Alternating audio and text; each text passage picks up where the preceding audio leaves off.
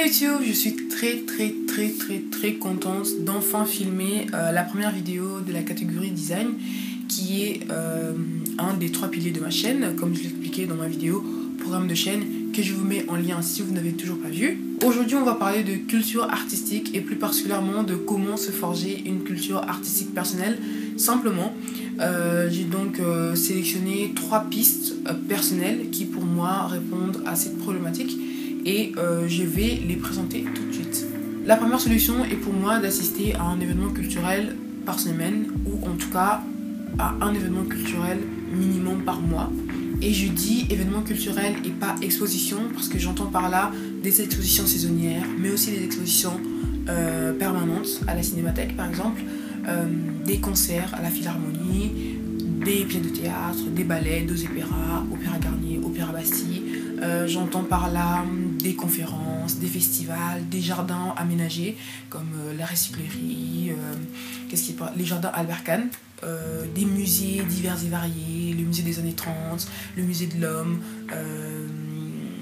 le musée du Louvre, mais autre chose aussi, le Quai Branly. Le but étant d'explorer tous les domaines des arts afin de se forger une culture artistique personnelle qui soit polyvalente.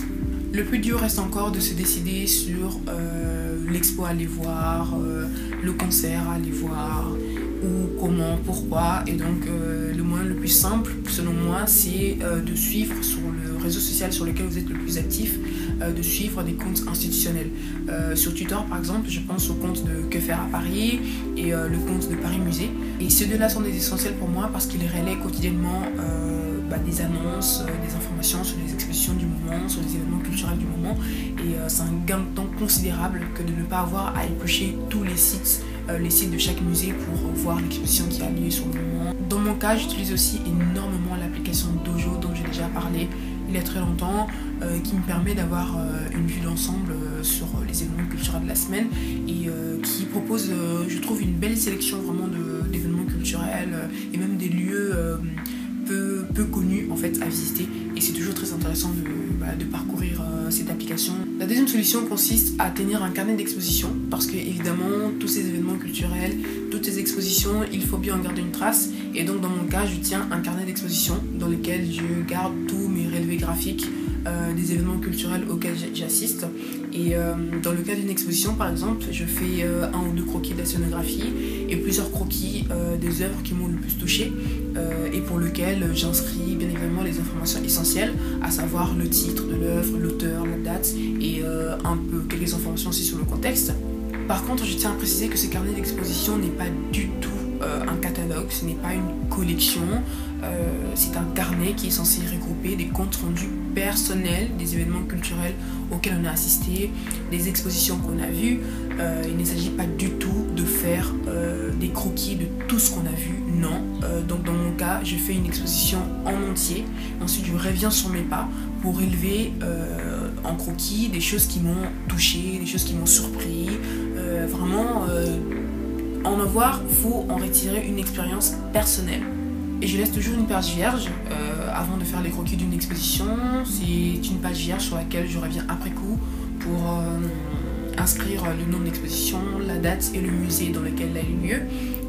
Et j'ai inscrit aussi une synthèse subjective de cette exposition où je vais essayer de retranscrire en fait l'approche personnelle que j'en ai eue, si ça a été sociologique, économique, politique.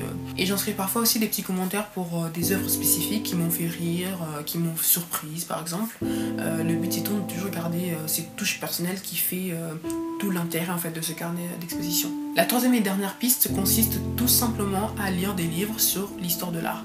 Je sais ce que vous allez faire, vous allez lever les yeux au ciel, râler et dire que l'histoire de l'art c'est chiant.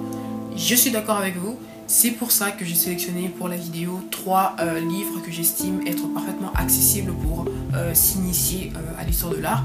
Donc des livres où on ne s'entête pas à utiliser un jargon et des termes techniques incompréhensibles, des livres où on ne s'entête pas à jouer les savants et à faire que personne ne comprenne rien au bouquin. Non, ce sont des livres où on s'exprime tout à fait simplement, où on explique les choses tout à fait simplement et de façon parfaitement amusante en fait. Il s'agit de l'histoire de l'art de Gombrich, un grand classique, du livre On n'y voit rien de Daniel Arras et Histoire de peinture du même auteur. C'était un historien de l'art, donc spécialiste de la Renaissance et de l'art italien. Et ces deux auteurs abordent l'histoire de l'art d'une manière très ludique, sans pour autant mettre de côté en fait l'exigence et la rigueur de l'analyse d'œuvres et de l'histoire de l'art en général. Et donc je vous conseille ces ouvrages très chaudement. C'est vraiment très facile à lire. Et voilà, c'est déjà fini pour cette vidéo. Si vous voulez une vidéo où je présenterai éventuellement une sélection de livres d'histoire de l'art parfaitement accessibles pour s'initier à l'histoire de l'art, mettez-moi en commentaire sous la vidéo, genre faites-le vraiment si vous voulez, comme ça je saurai si ça intéresse vraiment des gens. Si vous voulez aussi une vidéo sur comment tenir un carnet d'exposition, je suis tout à fait motivée pour faire l'affaire, donc là aussi laissez-moi un commentaire si vous voulez voir ça. La semaine prochaine ou dans les semaines qui arrivent, je ferai une vidéo sur comment tenir un carnet de croquis, comment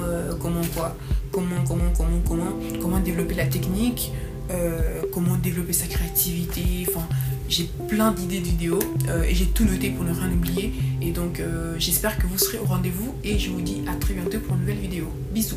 Ce youtubeur, parce que c'est un des rares youtubeurs qui en fait promeut la réussite par le travail.